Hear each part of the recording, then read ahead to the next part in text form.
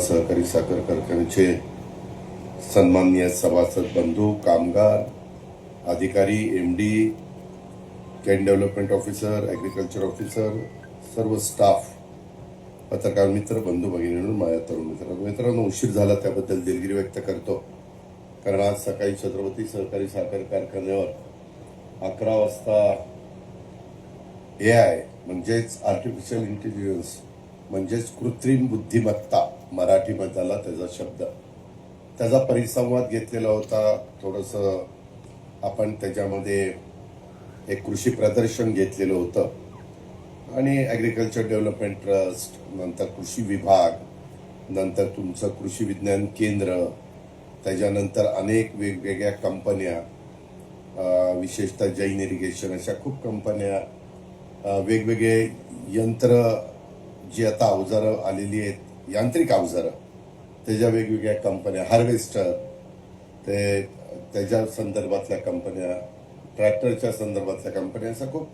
आणि कुठलं तणनाशक वापरल्यानंतर, कुठलं खतं वापरल्यानंतर तुमचं टनेज वाढेल, तुमची रिकव्हरी वाढेल, तुमचं एकंदरीत पिकाची गुणवत्ता वाढेल, अशा अनेक बाबी तिथं आपण ठेवलेल्या होत्या आणि काहींचं मार्गदर्शन ठेवलं होतं. तिथं बराच उशीर झाला, कार्यक्रम 1 तास लांबला आणि त्याच्यावर पुढचे सगळेच कार्यक्रम डिले होत आहेत. इथं आल्यानंतर खरं तर आज गणरायाचं आगमन झालं.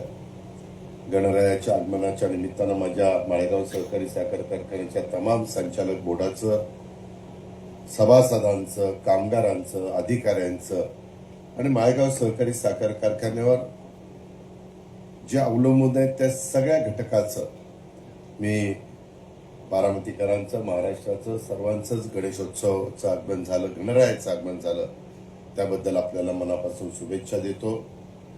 बुद्धीची देवता म्हणून आपण गणरायाकडे बघत असतो आणि एकंदरीतच सगळे जाती धर्माचे लोक त्याच्यामध्ये सहभागी होत असतात. यंदा देवेंद्र फडणवीसजी, एकनाथराव, मी आणि सगळ्यांनी हा राजोत्सव म्हणून साजरा करायचा अशा प्रकारचा निर्णय घेतला आणि त्यामुळं एक उत्साहाचं वातावरण नेहमीच असतं. परंतु आता शासनाची पण त्याला साथ मिळाली, त्याच्यामध्ये अधिकच सगळ्या माझ्या गणेशप्रेमींचा आनंद द्विगुणित झालेला आहे.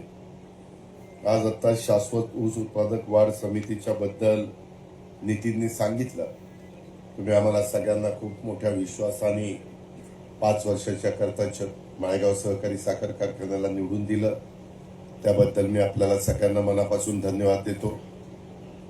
आपल्या पोटनियमाप्रमाणे 21 पैकी कुणी डायरेक्टर निवडून आला तर तो चेअरमन होऊ शकतो आणि मी आधीच जाहीर केलेलं होतं. मी इतके दिवस तुमचा सभासद नव्हतो, परंतु मागच्या मिटिंगला मी दत्तवाळ्याकडनं 1 एकर जमीन घेतली आणि मी तुमचा सभासद झालो. त्याच्यामुळं आणखीन आपल्याला कुठली आता अडचण राहिलेली नाहीये. त्याच्यातला कुठल्याही गोष्टी नियमाने व्हायला पाहिजेत, त्याच्याबद्दल दुमत असायचं कारण नाही. आम्ही जी सुरुवात केलेली आहे, काम मोठं जिकिरीचं आहे, कष्टाचं आहे, मेहनतीचं आहे, आव्हानं खूप आहेत. परंतु तुमच्यामुळं, बारामतीकरांच्यामुळं, माझ्यासारख्या कार्यकर्त्याला उपमुख्यमंत्री म्हणून कामाची संधी मिळालेली असल्यामुळं अनेक कामं अक्षरशः आपली फोनवर होतात किंवा कुणाला सांगितलं तरी ते ऐकतात. आता उदाहरण द्यायचं झालं की आज आपण इथं या ऊस रोपवाटिकेचा शुभारंभ करणार होतो. शाश्वत ऊस उत्पादन वाढ कशी करायची ह्याबद्दल थोडीशी माहिती देण्याचा प्रयत्न आम्ही तुम्हाला करणार होतो. तर इथं 2 ट्रान्सफॉर्मर, एक ट्रान्सफॉर्मर होता, तो बाजूला करण्याच्या करता आपल्या लोकांनी एक टेंडर मागवलेलं होतं. 3.5 लाखाचं होतं, 3,60,000 दिलं होतं. मी प्रत्येक मिटिंगला येऊ शकत नाही, पण मी मिटिंगला VCच्या द्वारे हजर राहू शकतो आणि त्याच्यातनं आम्ही मधी जसं करोनाच्या काळात व्हिडिओ कॉन्फरन्सिंगच्या द्वारे अख्खं राज्य उद्धव साहेब ठाकरे, आम्ही सगळ्यांनी चालवलं होतं. त्याच्यामुळं आता एवढं मोठं तंत्रज्ञान विकसित झालेलं आहे, त्याकरता तुम्ही पाहिजेच असता तिथं असं नाही. आत्ता पण मी कुठेही असलो तरी मीटिंगला एमडीशी, संगीताताईंशी, बाळासाहेबांशी, सर्व संचालक बोर्डाशी, अधिकारी वर्गाशी मी बोलू शकतो. आणि त्याच्यातून त्यांनी मला सांगितलं असं असं शिफ्ट करायचं. म्हणलं अजिबात पैसे खर्च करू नका. मी आपल्या महावितरणच्या चीफ इंजिनियरला आणि एसींना फोन करून विनंती केली की मी सकाळी तिथं दुपारी येणार आहे, आपण जर यायच्या आत ते काम केलं तर बरं होईल. हे परवा दिवशी सांगितलेलं होतं.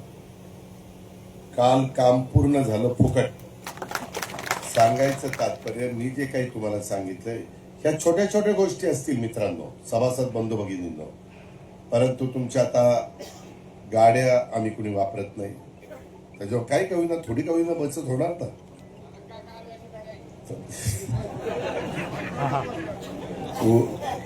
अविनाश तसं सांगितलं तर संगीताताई माझ्यावर नाराज होईल. ती म्हणाल चांगली मी पुण्याला निघाले होते दादामुळे माझं पुढं वाचलं. त्याच्यामध्ये तसं नाही झालं. ते मागे मिठाई घेतली होती. काका हलवाई पण परवा कुठल्या तरी कामाला आले होते आणि त्यांनी मला सांगितलं की दादा आम्हीच तुम्हाला दरवर्षी मिठाई देतो, कसली काय. मी विचारलं, म्हणले ह्या वेळेस घ्या. म्हणलं केवढ्याला देणार आहे? म्हणले 250ला. मी म्हणलं काय? म्हणले हो 250ला. आणि नंतर त्यांनी गेल्या दिलेलं होतं 255. मग मी नंतर त्यांच्या मुलाचा दुसऱ्या दिवशी फोन आला, दादा चिडू नका. म्हटलं काय झालं? दादा नाराज होऊ नका, वडिलांची चूक झाली. म्हटलं झालं काय? ते म्हणले राव तुम्ही त्यांना 250 म्हणल्याने लगेच हो म्हणले, परंतु गेल्या वेळेसच 255 होते आणि आता तर सगळी महागाई म्हणजे काही कमी वाढलेली आहे. साखरेचे दर वाढलेले आहेत आणि मिठाईला साखर तर लागते. आणि म्हणले अशी पंचायत झाली, परंतु आता काय करता? म्हणलं हे बघ तुझ्या बापाने मला शब्द दिला, तू मला काही तसं सांगू नको. त्याने इतकं काकुळतीला नाही दादा आता तुम्हीच बघा बाबा. बाप छोटी आहे पण तो म्हणला ठीक आहे आता तुम्ही सांगाल तसं, पण माझं किमान नो प्रॉफिट नो लॉस दिलं तरी चालेल, माझं नुकसान होऊन देऊ नका. ते बघतो आता काय करायचं. पण अशा पद्धतीने छोट्या छोट्या गोष्टी असतात किंवा मोठी पण कामं असताना मी त्यांना सांगतो की मी तुझं काम हे इथं आम्हाला रिझनेबल दरात दे. आता बोर्डात सगळेच आमचे संचालक बोर्ड तिथं असतं आणि मग नाही तुला इथं काही परवडलं तर पुढं कुठं तरी मी तुझा फायदा करून देईन. आता बरीच जबाबदारी आमच्यावर आहे असं करून देखील काही जण प्रतिसाद देतात. कारण हा व्यवसाय असा आहे की फार काटकसरीनं व्यवसाय करावा लागतो. अनेक गोष्टी आहेत. आता आम्ही जे काही आपली माळेगाव शैक्षणिक संकुल आहे, मी तर जनरल बॉडीला मी तुम्हाला सांगणार आहे, पण आताही तुम्ही काही सन्माननीय महत्वाचे सभासद आहातच. सगळेच सभासद महत्वाचे असतात आणि त्याच्यामध्ये तिथंही बऱ्याच चुका आहेत. बरं म्हणजे शैक्षणिक संस्था शैक्षणिक दृष्टिकोनातनं चालवत असायला पाहिजे, परंतु कितीतरी जणांचं तिथं क्वालिफिकेशन चुकीचं आहे. बोगस सर्टिफिकेट दिले, शिक्षण त्यांचं तिथं झालं नाही, वशिल्याने तिथं बसले, हे बरोबर नाही. ती शिक्षण संस्था आहे. शिक्षण संस्थेत कधी वशिला नसला पाहिजे. काहींनी फ्रॉड केलेले, आता त्यांचे जवळपास सगळे पैसे भरून घेतले म्हणजे ह्या पद्धतीनं चाललंय. आपण मला वाटतं केस पण केली मी. आमच्या राठोड म्हणून ॲडिशनल आपले DYSP आहेत त्यांनाही सांगितलेलं आहे. पण जे ऑडिट व्यवस्थित व्हायला पाहिजे, जे CAनी पाहायला पाहिजे वगैरे वगैरे अशा बऱ्याच गोष्टी त्याच्यामध्ये. आता मी परवा तिथं कुलगुरू नांदेडचे चासकर, डॉक्टर चासकर त्यांना पाठवलं होतं. नलवडे म्हणून आपले निलेश नलवडे त्यांना पाठवलेलं होतं. ठोंबरेच तिथं आहेत ना, ठोंबरे तिथं आहे, त्यांना सांगितलं होतं. ठोंबरे म्हणले दादा एवढा दबाव आहे, कुणी येतं दमच देतं. म्हणलं तू तिथं गुपचूप मला टेप कर, कोण दम देतं मला दाखव. मी नाही त्याचा बंदोबस्त केला तर बोल. त्यांनी यावं, नियमाने वागावं. ते प्रत्येक जण मी मालक असल्यासारखंच तिथे येतात. अरे ठीक आहे ना, तुम्हीच मालक आहात, दुसरं कोणी मालक नाही, परंतु मालकांनी पण मालकासारखं वागावं. तिथं काम करणारे आता अलीकडच्या काळात, पूर्वी आपण हे ठेवायचो काय तुझं सालकरी गडी, काही पण ऐकायचे. आपले जुनी लोक त्यांना ठोकायचे, काय काय करायचे तुम्हालाही माहिती आहे. आता त्यांना ठोकल्यावर लगेच मालकावर केसच दाखल होती. एवढे कायदे फार कठीण झालेत, कडक झालेत. आणि त्यामुळं आपण पण समोरच्याला रिस्पेक्ट दिला पाहिजे आणि समोरच्यानी पण ज्याच्या समोर गेलाय त्याला रिस्पेक्ट दिला पाहिजे. अशा गोष्टी आपल्याला कराव्या लागतात. मित्रांनो, तुम्हाला गंमत वाटेल, इथं एमडी मागे आहेत. ह्याच्या आधी खूप काही काही गोष्टी आता काही मला बोलता येत नाही, परंतु मला एकदा एमडीने सांगितलं, दादा हे अमकं अमकं काम आपलं होणार आहे, पण त्या कामाच्या करता काही वजन ठेवावं लागेल. म्हणलं किती वजन ठेवायचं? म्हणले त्यांनी एवढे मागितले, लाख, बरोबर ना, एवढे. हा, आणि ते झालं तर आपल्याला किती कोटी मिळणार होते? 3 कोटी वर 3 कोटी असं काहीतरी लाख. ते आपले ते ह्याची डोक्यावर टांगती तलवार होती इन्कम टॅक्सची. आणि त्याच्यात तुम्हाला गंमत वाटेल, इन्कम टॅक्सच्या मध्ये जवळपास आपल्याला 244 कोटी रुपयाचा रिलीफ मिळाला. किती? 244. आणि त्याच्यामध्ये आपण भरलेले पैसे 3 कोटी आणि त्याचं व्याज हेही आता आपल्याला परत मिळणार आहे. मी जास्त का सांगत नाही, हे असं सगळं सांगितलं की तुमची भावाची अपेक्षा अशी वाढत झाली आता काय. तसं नाहीये. मागच्या बऱ्याच गोष्टी कसे कसे कुणी भाव काढले हे मी बघितलं. मी तर आता काय, माझीच माणसं, माझेच दात आणि माझीच ओठ, मी कुणाला बोलायचं. मी आर्थिक, तुम्ही बघता, मी राज्याचा अर्थसंकल्प किंवा आर्थिक जबाबदारी सांभाळतो, त्याच्यावर आर्थिक शिस्त पाहिजे. कालच मी सोमेश्वर कारखान्याच्या चेअरमनला काही कारणानिमित्त बोलवलं होतं. आज सकाळी छत्रपतीच्या चेअरमनला बोलवलेलं होतं. आणि आम्ही हे सगळं बघत असतो, कारण तुम्ही आज असाल उद्या नसाल, पण हे वैभव कायमचं राहणार आहे. जे शेंबेकर साहेबांनी लावलंय, जे जाधवराव साहेबांनी लावलंय, जे मुळकरांनी लावलंय, अनेकांनी, तर मी सगळ्यांची नावं घेत बसत नाही, अनेक मान्यवरांनी लावलेले. त्या तावरे आहेत, जगताप आहेत, सगळे. आणि त्याच्यामुळं हे करण्याच्या करता आता मी आतमधली सगळी ती जुनी गोडाऊन सगळे पाडून टाकतोय. एकच तिथं गोडाऊन 3 लाख पोत्याचं, 3 लाखच ना, नाही 3 लाख, कारण आपल्याला डिक्शनरीला जागा पाहिजे. परवा, आणि माझी कामाची पद्धत कशी तुम्हाला माहितीये, मी एका आर्किटेक्टला विचारत नाही, एकाला विचारतो, दुसऱ्याला, तिसऱ्याला, चौथ्याला, आणि मग चौघांचं ऐकल्यानंतर बाबा आता काय निर्णय आपण घेतला पाहिजे, असा निर्णय मी घेत असतो. तुमचं एससी स्टँड असेल, तुमचं काय ते आयुर्वेदिक कॉलेज असेल, मेडिकल कॉलेज, तुमचा पुण्यश्लोक अहिल्यादेवी होळकर मेडिकल कॉलेज असेल, कुठल्याही ज्या इमारती, तुमची पंचायत समितीची इमारत असेल, कारण 4-5 लोकांना दाखवलं तर त्या तुमचं ते डुबलला सांगितलं, डुबलचा फोन आला का बाबूराव, ते फाट्याचं सांगितलंय तिथं. काल मी आज इथे येणार तरी बाबूराव काल देवगिरीला. अरे म्हणलं थांबा ना, काय 5 तास यायचंय, 5 तास जायचंय, पावसा पाण्याचं आपलं शांत, आता वय झालंय आपलं शांत, जरा थांबावं, आल्यावर तिथं कागद द्यावा. तर त्या प्रकारे फार काही तिकडे यायच्या भानगडीत पण अहो चांगलं आहे, परंतु ते तुम्ही त्याची काळजी घेतली तर ते आणखीन चांगलं नाही. ते फार 85-90 पर्यंत चांगलं नाही. आम्हाला 100 पर्यंत तुम्हाला बघायचं, आणि तुम्हाला बघायचं असल्यामुळे आम्ही पण तिथपर्यंत टिकलो पाहिजे. तर ह्या पद्धतीनं ह्याच्यातला गमतीचा भाग जाऊ द्या, पण या प्रकारे आपण पुढे चाललेलं. खूप काही गोष्टी त्याच्यामध्ये करायच्या. इथं मागं ट्रिमिक्स पण आपण करायचं ठरवलेलं आहे. पूर्वीचं गॅरेज काढलेलं आहे, तिथंही काही भिंती काढायच्या होत्या, त्या तशाच ठेवलेल्या होत्या, कधी पडल्या असत्या तर.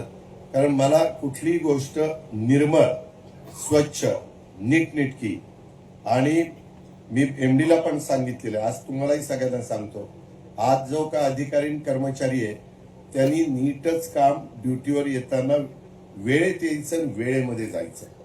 त्या मध्येच जर त्यांनी कुठल्या गोष्टी केल्या, मी अमक्याच्या वशिल्याने आलो, दादांनी मला लावलंय, कोण मला करताय काय, मी मोठ्याचा आहे, मोठा नाही छोटा नाही, सगळ्यांनी कारखान्याचा कामगार म्हणून, अधिकारी म्हणून तिथं काम केलं पाहिजे.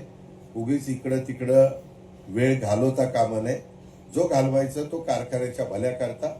ते जर चांगलं चाललं तर त्यांनाही बोनस मिळेल, माझ्या सभासदांनाही भाव चांगला मिळेल आणि आर्थिक सुबत्ता देखील ह्या परिसरामध्ये येण्याच्या करता मदत होईल. मित्रांनो, आज रोपवाटिकेच्या निमित्ताने ही 2 एकर जागा ही आपण शाश्वत ऊस रोपवाटिकेच्या करता दिली. काही नवीन नवीन मशिनरी आणलेली आहे. मला थोडासा उशीर झाला. मी पण माझा 70 एकर ऊस 265 आणि 86-032 ची माझी लागण चाललेली आणि संपूर्ण एआयचा वापर मी करतोय. कारण मी ज्यावेळेस सभासदांना सांगणार त्यावेळेस समजा उत्तमरावनी, जेपीनी किंवा प्रकाशरावनी विचारलं, दादा तुम्ही लावलंय का, तर मला सांगता आलं पाहिजे हो मी लावलंय. तिथं या बघा. कारण आपण नुसतं दुसऱ्याला सल्ला देऊन उपयोग नाही, आपण पण स्वतः लावलं पाहिजे. माझी परिस्थिती बरी असल्यामुळे मी 70 एकर यावेळेस लागण केलेली आहे आणि ह्याच 2 ह्याच्यात इतकी सुंदर लागण आली. मी आज बघत होतो, त्यांनी मला लॅपटॉपवर दाखवलं की याला पाणी किती पाहिजे, याला कुठलं खत पाहिजे, NPK मध्ये काय कमी आहे, काय जास्त आहे. इव्हन त्या जमिनीमध्ये एका ठिकाणी थोडीशी कीड आलेली होती. ते लगेचच माझे 4 ते 5 लोकांना ते कॉम्प्युटर फीडबॅक देतो एआयचा आणि त्याच्यामध्ये ते मग ते बेनके माझे एक आहेत अधिकारी, अजून वेगवेगळे लोक आहेत, इव्हन नलवड्यांच्याकडे पण ते येत असतात आणि त्याच्यात एका ठिकाणी कीड आली. आता कीड आल्यानंतर अख्ख्या तुमच्या प्लॉटला औषध मारण्याची गरज नाही. ते जिथं आली ते दाखवत आहे आणि तेवढंच औषध तिथं मारायचं की ती कीड कंट्रोलमध्ये होती. कीड कंट्रोल पण झाली. आपण काय केलं असतं, ती कीड बघून अख्खा 2 एकर, 5 एकर, 3 एकर, अर्धा एकर जो काही शेतकऱ्याची एकंदरीत परिस्थिती आहे त्या पद्धतीनं मारलं असतं आणि मग ते औषध बाकीचं वाया गेलं असतं. ह्याच्यामध्ये आज माझ्या गेल्या वर्षीपेक्षा आज खतामध्ये सुरुवातच बचतीची झालेली. मला युरिया कमी लागतोय, मला NPK कमी लागतोय. जेवढा लागतोय ते तिथं मागतोय. क्षारयुक्त पाणी असेल तर काय केलं पाहिजे, कुठल्या जमिनीमध्ये कसं, मगाशी बोलत असताना मला वाटतं नितीन बोलत होता, ह्याच्यामध्ये माती परीक्षण, पाण्याचं परीक्षण, पानांचं परीक्षण, पान त्याचं परीक्षण, ह्याच्यावर ते एआय ठरवतं की तिथं काय केलं पाहिजे, किती प्रमाणात केलं पाहिजे आणि पाणी किती दिलं गेलं पाहिजे. पाण्याची पण बचत होते. पाण्याची तर तुम्हाला आश्चर्य वाटेल 50% बचत होते. आज आपली धरणं भरलेली आहेत. आज मला डुबल म्हणला की मी कॅनॉल बंद करतो. आता कॅनॉल बंद होणार आहे. शेतफळ भरलेलं आहे खालचं. सगळे तलाव जेवढे शक्य होते तेवढे भरून दिले. तुम्ही जेव्हा सांगाल तेव्हा पाणी सोडून तेव्हा काय अडचण नाही. परंतु तोपर्यंत क्लोजर आणून आपल्याला त्या कॅनॉलची काही कामं करायची राहिली ती त्यांना म्हणलं पटकन करून घ्या. कुठं ब्रिजचं काम आहे, कुठं आणखीन कशाची कामं आहेत, त्या पद्धतीनं त्यांना करायला सांगितलेलं आहे. एवढा आमूलाग्र बदल त्याच्यामध्ये झाला. त्याच्यामुळे इथं मगाशी कुणी बोललं, इकडनं आवाज आला, माती परीक्षण, पाणी परीक्षण आणि पानाचं परीक्षण हे खूप महत्वाचं आहे. आपण आता माळेगाव सहकारी साखर कारखान्यात क्षारपाट जमिनी सुधारण्याचा कार्यक्रम हातामध्ये घेतलाय. कारण काय झालं, आपला नदीकाठ नीरा नदीचा त्या दोन्ही बाजूला तिकडं फलटण पण इकडे आपल्या पण पाणी देऊन देऊन देऊन जमिनी झाल्यात खराब, क्षारपट झालेले आहे. त्याला मीठ फुटतंय आणि त्याच्यामुळं तिथं आता हे टेक्निक वापरलं तर त्या जमिनी सुधारायला मदत होते. मी चाऱ्या साफ करण्याच्या करता पण तुम्हाला शब्द दिला, मी टप्प्याटप्प्याने त्याच्यामध्ये जातोय. फक्त चाऱ्या साफ करताना तुमच्या पायपा बिपा असतील तर ते आधीच चाऱ्या मशीन यायच्या आत तेवढ्या पुरतं काढून घ्या, नंतर पुन्हा क्रॉसिंग करा. त्याच्याबद्दल माझं दुमत नाही, पण तुम्ही नाही काढलं तर तुमच्या पायपासकट चाऱ्या साफ होतील. त्याच्यामुळे आपण शहाणं बना. त्याच्यामध्ये आपण पानंद रस्त्याच्या संदर्भामध्ये देखील यंदा कार्यक्रम हातामध्ये घेतलेला आहे. आज इथं आपण जे काही करतोय, अवसरे बंधू आपल्या पंढऱ्याचेच आहेत, त्यांना आपण इथलं काम, तो डोळा आपण काढतोय, ते मधला बाकीचा घर हे त्यांना दिलेला आहे आणि तो डोळा आपण तिथं लावतोय. ते पाठीमागे तुम्ही गेला तर तो तुम्हाला बघायला मिळेल. तो एका मशीन मध्ये टाकायचा, काय करायचं काय नाही. मला वाटतं मी मागाशी लोक मला बरीच निवेदन देत होते, पण नितीनने कदाचित ते सांगितलं असेल, अतिशय सायंटिफिक रित्या आपण ह्या गोष्टी करतोय. आपल्या उशाजवळ कृषी विज्ञान केंद्र आहे. आता महाराष्ट्रातली लोक, परवा मी वर्ध्याला होतो, नागपूरला होतो, रणजित कांबळे माजी मंत्री माझ्यावर होता, माझाच राज्यमंत्री होता. तो मला म्हणला की दादा मला मध्ये बारामतीत आलो पण 3 तासात काही मला बारामती बघून झाली नाही, मी एक दिवस मुक्कामाला येतो, अजून काही लोक घेऊन येतो. म्हणलं या बघा, शेवटी बाहेरची विदर्भ, मराठवाडा, उत्तर महाराष्ट्र, पश्चिम महाराष्ट्रातले लोक येऊन ते बघतायत आणि शिकतायत आणि आपल्या शेतामध्ये अनुकरण करतायत. मित्रांनो, हा गेम चेंजर प्रोजेक्ट आहे. खोटं सांगत नाही. आपल्या पूर्वी गुळ काढला, आपल्या वडीलधाऱ्यांनी सगळ्या काही गोष्टी केल्या, मग साखर कारखाना काढला. तो किती कॅपॅसिटीचा होता तुम्हाला माहिती आहे. आता तो 9,000 टनापर्यंत आपला गेलेला आहे. आपले नवीन नवीन आव्हान आहे. साखरेचे दर आता जरा बरे झालेले, परंतु त्याच्यात चढ उतार होत आहेत. कदाचित सणावारीमुळे पण ते असेल. आता आपला गणेशोत्सव 10 दिवसांनी संपल्यानंतर पुढं नवरात्र आहे. नवरात्र झाल्यावर मला वाटतं 2 तारखेला दसरा आहे, ऑक्टोबरला, त्याच्यानंतर दिवाळी आहे. असे सगळे सण आहेत आणि त्याच्यामुळे इतर पण वेगवेगळे सण आहेत. परंतु या सणाच्या निमित्तानं गोडधोड करून आपण खात असतो. ही परंपरा आहे. त्याच्यातून एक आपलेपणा निर्माण होतो, परिवार एकत्र येतो. ह्या सगळ्या गोष्टी आपल्याला करायच्यात आणि हे करत असताना आम्ही ज्यावेळेस तुम्हाला सांगतोय, ड्रीप केल्याशिवाय एआयचा वापर तुम्हाला करता येत नाही. ड्रीपचे पैसे राज्य सरकारचे मी दिलेले आहे. केंद्राचे पैसे आलेले नाहीयेत. ते आम्ही शिवराजसिंग चौहान केंद्रीय कृषी मंत्र्यांना सांगितलेले. ते म्हणले लवकरच मी ते पैसे पाठवतो. त्याच्यावर त्या योजनांचा फायदा हे माझ्या शेतकऱ्यांनी घेतला पाहिजे. त्याच्यामध्ये 5.5x2 वर तुम्ही जर ऊसाची लागण करणार असाल, रोप लावणार असाल, तर तुम्हाला साधारण 4,500 रुपये लागतात. तुम्ही 5x1.5 लावणार असाल, काही जण 5x1.5 लावतात, तर त्यांना 5,000 रुपये लागतात. साधारण 1 एकरामध्ये आपण 70 एकराचं रोप हे मल्टिप्लाय करून तयार करतो. आणि जर बेणे म्हणजे अशा पद्धतीने केलं तर, नाहीतर नेहमीच्या पद्धतीने केलं तर 1 एकरामध्ये 40 एकर म्हणजे एका गुंठ्याला 1 एकर असं ते तयार होतं. 3 वर्षात बेणं बदललंच पाहिजे. मी अलीकडे महाराष्ट्रात सगळीकडे सांगतो, 5 अजिबात जाळू नका. आता तर तुम्हाला टनेज वाढवायचा असेल, जो छोटा अल्प किंवा अत्यल्प भूधारक शेतकरी आहे त्याने आपलं स्वतःचं 5 ऊसाचं काढा. टनेज वाढतंय, त्याच्यामध्ये 4-5 टनांनी ऊस वाढतोय. अशा वेगवेगळ्या बाबी त्याच्यामध्ये आहेत. आम्ही आता इथं 265, 86,032, 10,001, 13,007 आणि 15,012 अशा इथं प्रात्यक्षिक तुम्हाला दाखवलेलं आहे.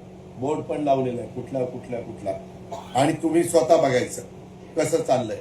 हे तुमच्या शेतातच असल्यासारखं आहे. आणि मग इथं तुम्हाला त्याचा साधारण पोत कसा चालला आहे, कशा पद्धतीनं हे घडतंय, हे सगळं बघायला मिळेल. आणि पूर्णपणे मला सीडीओला सांगायचं आणि ऍग्रिकल्चर ऑफिसरला सांगायचं, जी आपली एआयची पद्धत आहे त्या तंतोतंत पद्धतीचा वापर करून हे सगळं झालं पाहिजे.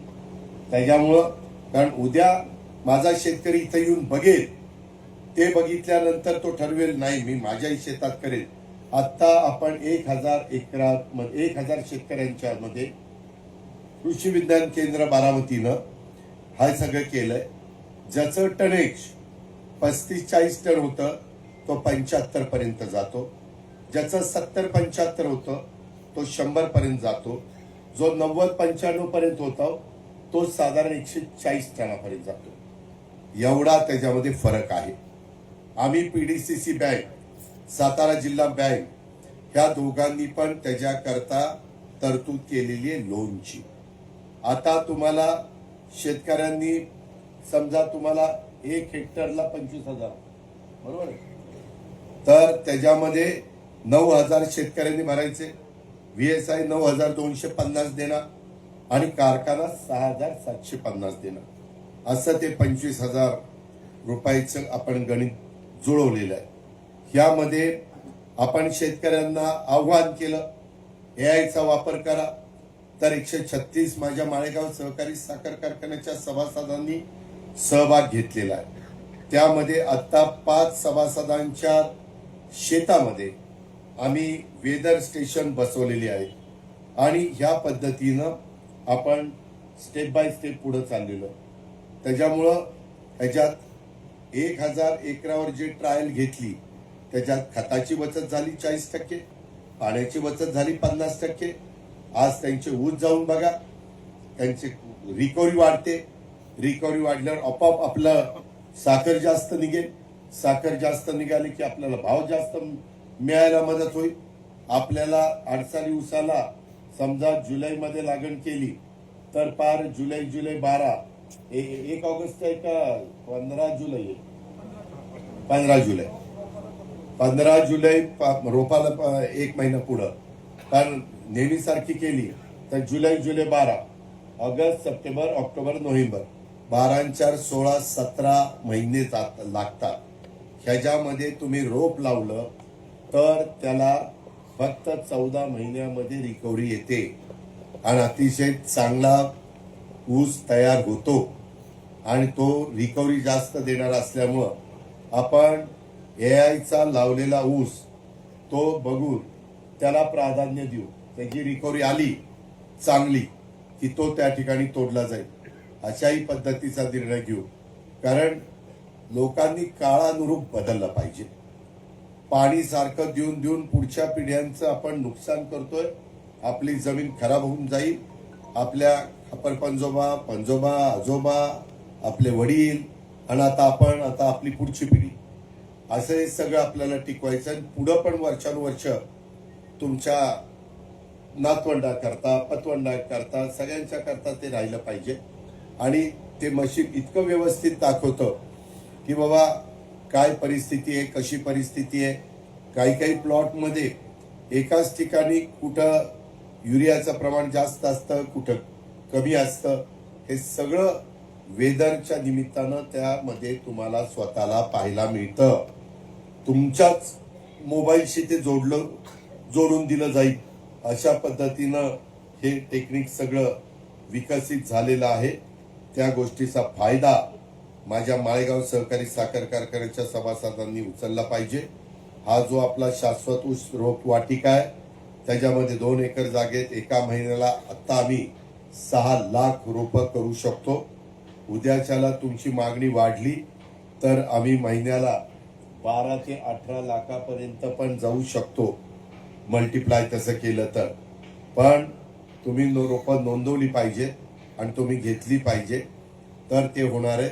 हे सगळं केल्यानंतर आपलं टनेज भरपूर वाढेल. आपल्याला ऊस मुबलक त्या ठिकाणी उपलब्ध होईल.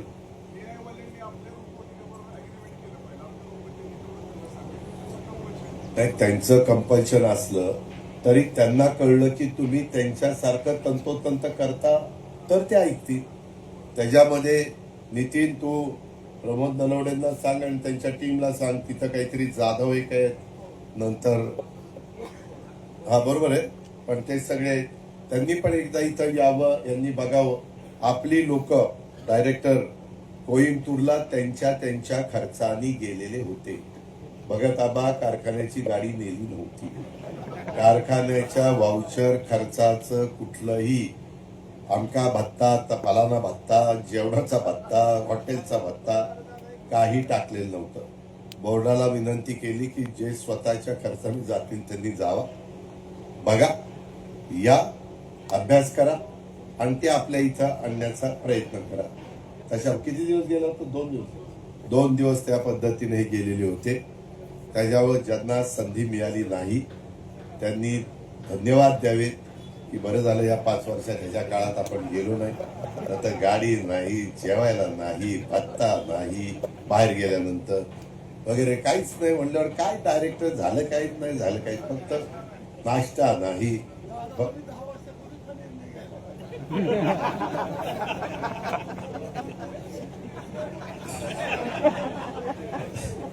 तर त्याच्यामध्ये ऐका, त्याच्यात आपल्याला बरेच रस्ते पण खूप करायचे. मी तुम्हाला ते सांगितलेले आहे. एक रस्त्यांची पण कामं आम्ही हातामध्ये घेतोय. थोडंसं आपण ह्या सगळ्या करताना थोडं आपण पण पेशन्स ठेवा. मी स्टेप बाय स्टेप आम्ही सगळेच, मी काय एकटा करू शकत नाही. आपलं बोर्ड, आपलं व्हाईस चेअरमन, आपले सगळे सिनियर डायरेक्टर, पहिल्या टर्मला आलेले निवडून डायरेक्टर, आपले MD, बाकीचे सगळे अधिकारी, ह्या सगळ्यांनी, कारण अधिकाऱ्यांनाही कळलं की साधारण काय लागतंय. अजून त्याच्यात थोड्या रुळायला काही वेळ लागेल, परंतु ते त्यांना करावं लागेल. मी आज ह्याला पण गेलो होतो आपल्या छत्रपतीला, तिथंही 90 दिवस झाले. तिथं पण पहिल्यापेक्षा बरंच कामकाज चांगलं चाललेलं आहे. त्यांच्याही अडचणी आपण दूर करून देतो. त्यांचं ते डोरलेवाडीचं हायस्कूलचा प्रश्न होता, ते टीव्हीला सगळं चाललेलं होतं, त्याला पण आपण डोरलेवाडीत माझ्या आधी पवारसाहेब तिथं जाऊन त्यांनी सांगितलेलं होतं की मी बांधून देतो. मी आता त्यांना ठराव करायला सांगितले. 28 तारखेला त्यांची GB आहे, ती रयत शिक्षण संस्थेला देऊन टाका. 2 एकर 1 गुंठा जागा, आणि रयतला सांगितलं ती तुम्ही ताब्यात घ्या. साहेबांनी 3 कोटीचा चेक रयतकडे दिलेला आहे. अजून रयतला 1 कोटी घालायला सांगितले. 4 कोटीची वास्तू चांगली व्यवस्थित होईल. परंतु काही जण काय करतात, उगीच स्वतःचा मोठेपणा दाखवला, कुठंतरी आंदोलन वगैरे काय मला भेटत नाही, ते भेटून आपण मार्ग काढू ना. पण आपले TV चॅनलवाले पण काय करतात, जरा कोणीतरी काहीतरी बारामतीच्या बद्दल काही वेगळं, आम्ही सहयोग सोसायटीच्या बाहेर बसणार, आम्ही गोविंद बागेच्या बाहेर बसणार. अरे ही शाळा कुणाची? तसा काही डायरेक्ट संबंध नाही. शासनाची शाळा आहे ती, छत्रपती शिक्षण संस्थेची शाळा, तसा अर्थार्थी काही संबंध आहे. पण एक आपण सगळीकडेच लक्ष देतो, आणि ह्यांनाही माहिती की ह्यांच्याशिवाय होणार नाही, त्याच्यावरती आमच्याच दारात येऊन बसतात. ती दुसऱ्याच्या तुमच्या दारात येत आहेत का? नाही येत. त्यांना माहिती आहे यांच्या दारात आले 2 तास पाणी मिळतील, आपल्याला घेणं देणं. आमच्याकडे आल्यावर या बसा बसा बसा, हे करा ते करा, काय रे बाबा कसं रे बाबा.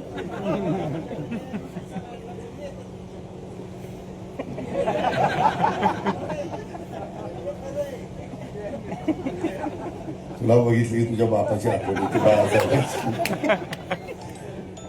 तर सगळ्यांनी, नवीन पिढीने पण चांगलं काम करावं, सगळ्यांनी चांगलं काम करावं. मी माझ्या परीनं जेवढं काही मला माहिती आहे, मला नवीन पण माहिती अवगत झाली, तर साहजिकच मी माळेगावला, सोमेश्वरला, छत्रपतीला, इथं कसं मला पहिलं देता येईल, NCDC वगैरे सगळ्या गोष्टी आपण त्या बाबतीमध्ये करण्याचा प्रयत्न करतो. MSC बँक आपल्याला मदत करते, PDCC बँक आपल्याला मदत करते. नियमान आपण कुठं असं वेडवाकडं करायचं काही कारण नाही. पण काही गोष्टी आता बाळासाहेब, मी परवा माहिती घेतली, आपल्या दुसऱ्या शिक्षण संस्थेमध्ये त्या कॉलेजला फी जास्त आहे, आणि आपल्या इथं फी वाढवलीच नाही. कुठं? माळेगाव शैक्षणिक संकुलला. आणि त्याच्यामुळं आपला तोटा वाढत चाललाय.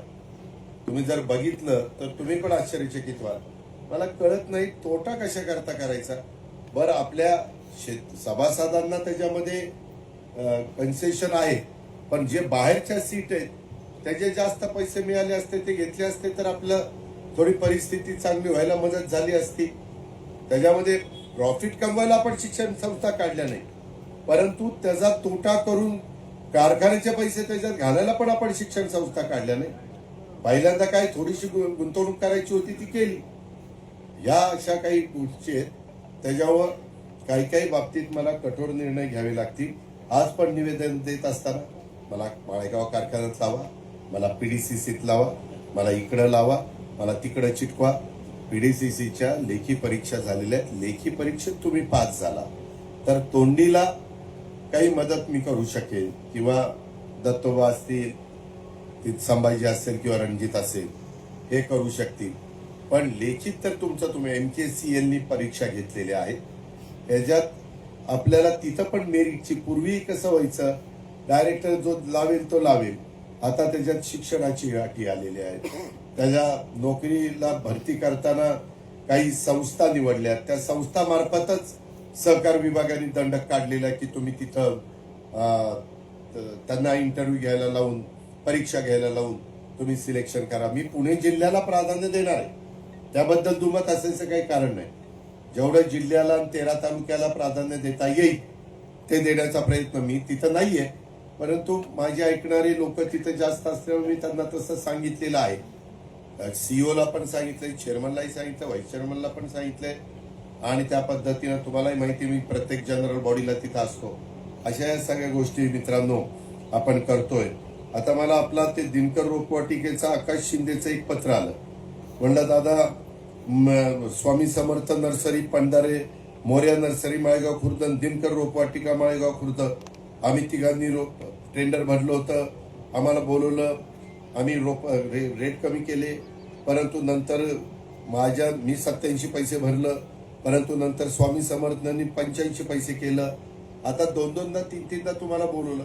तुम्ही एकदा बोलवल्यावर सांगा ना की बाबा ही लास्ट ऑफर मला परवडते. तुम्ही परत आता मला पत्र देणार नाही, ते 85 त्यांना दिला, आता 85 पेक्षा मला कमी करायला लावलं असतं तर मी केलं असतं.